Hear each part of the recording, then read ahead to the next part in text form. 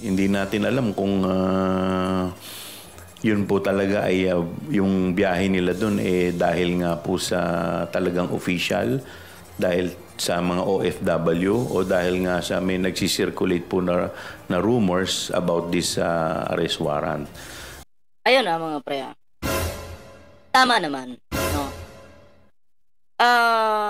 Pwede rin mga pre na itong si Digong, no, natunugan niya na meron talagang arrest warrant. Okay? Nagaling po sa International Criminal Court. Okay? Maaari pong natunugan niya ni Digong and then gumawa na lang po sila ng palusot na hindi, nagpunta kaming Hong Kong para lang sa mga OFW. 'Di ba? Para hindi lang halata. Ha? At hindi masyadong mapahiya yung grupo nila. 'Di ba? Posible kasing ganun mga pre. Kasi imagine, lumabas po sila ng bansa. Lumabas po sila ng bansa, tahimik sila. Di ba dapat ina-announce yan? Ito na, pupunta kaming Hong Kong, ganito, ganyan. Gusto naming makita yung mga OFW doon. Pero tahimik sila eh. Yung paglabas nila ng bansa, tahimik. Diba? Kung hindi pa nga na content ng mga PBBM vlogger, baka hindi natin alam. Baka hindi pa yan mag-meet and greet sa Hong Kong. Diba?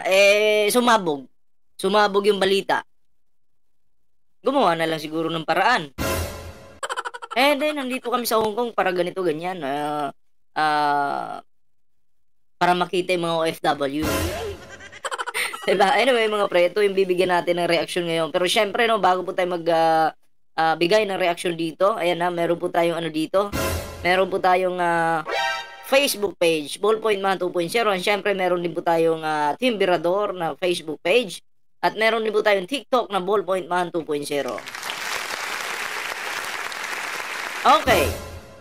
So, ito na nga mga pre, no? Bigyan po natin ito ng reaction. Yan. But it is quite noticeable, no? Until now, ay wala pa rin yung ating dating Pangulo. Maugong ang balita. Wala pa. Si Digong, wala pa po, di ba? So, ang tanong po dito, si Digong kaya ay uuwi? Itong sinasabi ni Harry Roque at ng mga kampo ng mga demonyo, sabi nila, uuwi si Digong. Oo.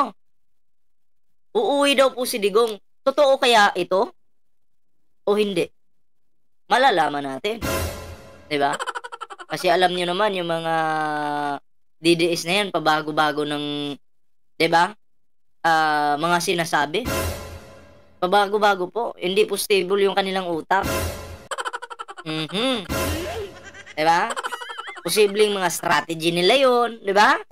Para linlangin yung ating gobyerno. Ano lang po yan?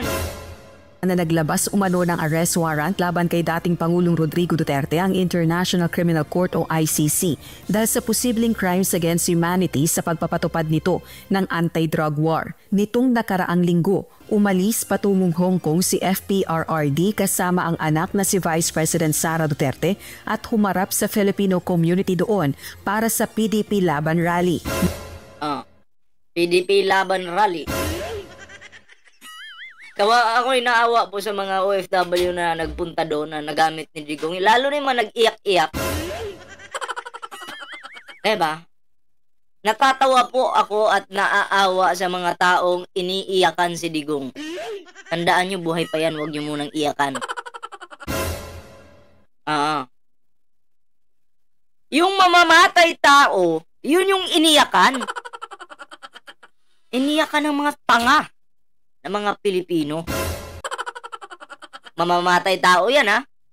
Pero yung mga namatayan ng anak, na mga minor na anak na pinagpapatay ng kampo ng demonyo, kasi Digong, namatay mga minor, binaril.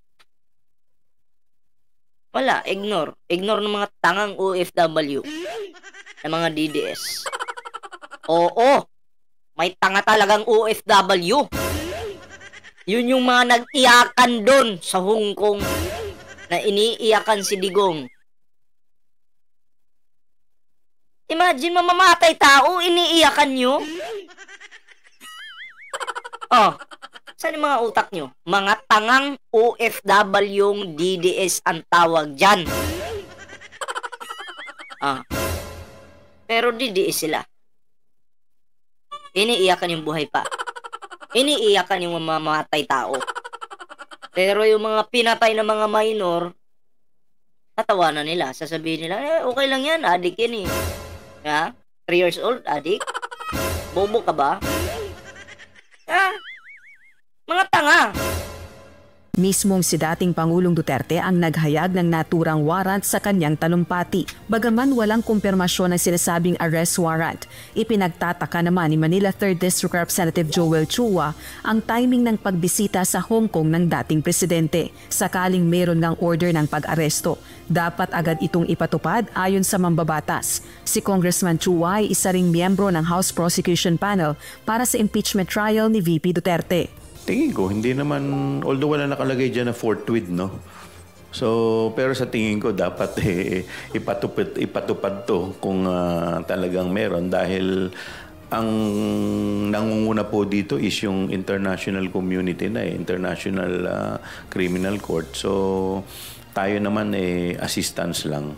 Para naman sa Makabayan Bloc lawmaker na si Kabataan Party List Representative Raul Manuel, walang puwang ang dynastic political deals at anay VIP treatment kung sakaling may ICC warrant. Giit ni Manuel, tulad ng impeachment ni VP Duterte, hindi dapat nahahaluan ng pamumulitika ng mga dinastiya ang usapin ng hustisya.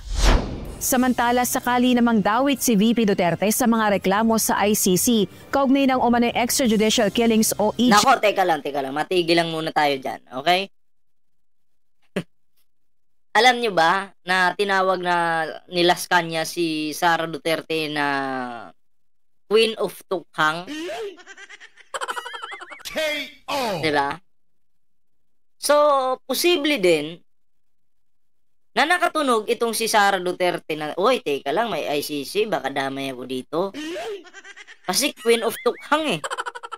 Diba? Dapat yung pinupukusan dyan, alam nyo kung sino? Si Digong. Si Sara Duterte, si Bato, si Bongo, si Baste. Yan. Diba?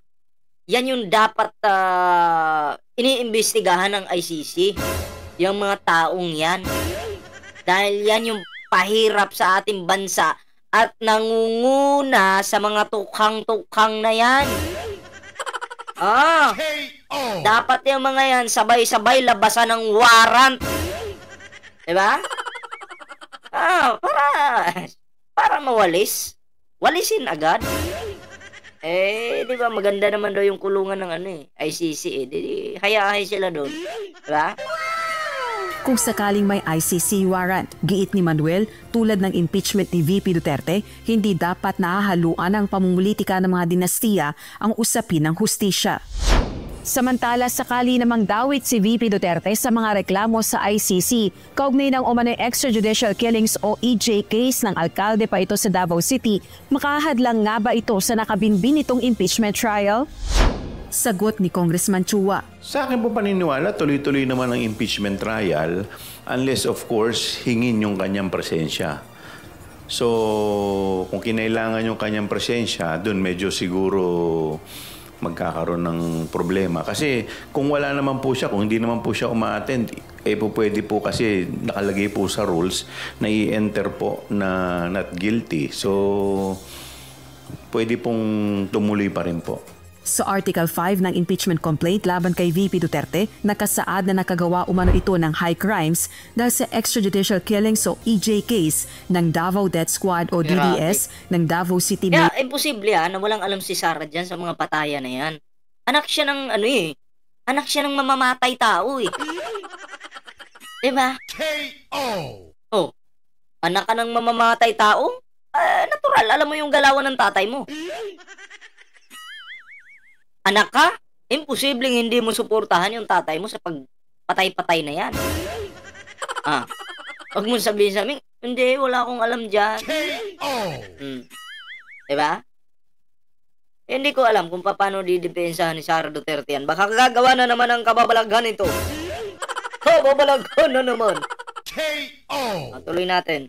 Mayor pa ito mula 2010 hanggang 2013 at 2016 hanggang 2022. Ayon ito sa nooy self-proclaimed DDS chief na si Arturo Las Cañas, isang retired police officer. Dati nang iginiit ni VP Duterte na hindi ito lalahok sa anumang ICC investigation. Rosa Licoz, UNTV News.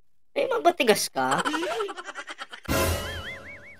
Maangas ka, matigas ka. Pag matigas ka, huwag kang pumunta, huwag kang makipag-cooperate. Diba? Kasi, tandaan mo Sara Duterte, ICC yan. Ha? ICC yan. Ibang lahi yung mga yan.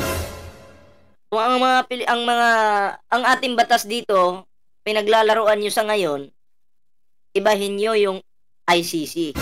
Okay? Subukan yung bastusin yan. Subukan nyo. Diba? Baka lalo kayong mapahiya. Di lang mapahiya, baka masaktan pa kayo. Di lang kayo masasaktan. Baka pati yung mga tagasunod nyo. Dahil syempre, hindi, diba? Pag dinampot ka bigla, may warrant ka, dinampot ka bigla. Naka-video pa, nakakahiya yun, hindi masasaktan yung mga tanga mong tagasunod. Anyway mga pre, yun lang po muna yung ating video ngayon. And syempre, no, bago po tayo magtapos sa ating video ngayon, meron po tayong Facebook page po dito. Yan, Ballpoint Man 2.0. And huwag niyo po kalimutang i-follow yung ating Facebook page. At meron din po tayong Timberador. Ayan meron din po tayong TikTok. Ayan Ballpoint Man 2.0. So ayan mga pre, sa hindi pa po nakasubscribe sa ating YouTube channel, huwag kalimutang mag-like, share, subscribe. Ayan and ring the notification bell para po updated kayo sa mga uploads natin. Inuulit ko, mag-like po kayo dyan. Mag-subscribe at share niyo na po ang video ito. Sa mga bago po nating subscriber, maraming salamat po. Ayan Pero, kung DDS ka, pukin ang ina mo ka, huwag ka nang mag-subscribe. Ang gawin mo, bibigyan kita ng trabaho. Pag dinampot si Digong, humarang ka na lang. Tulungan mo yung tatay mong, mamamatay tao. Tulungan mo. Yun na lang yung gawin mong trabaho. So, yun lang muna mga pre. Kita-kits po tayo sa susunod na mga video.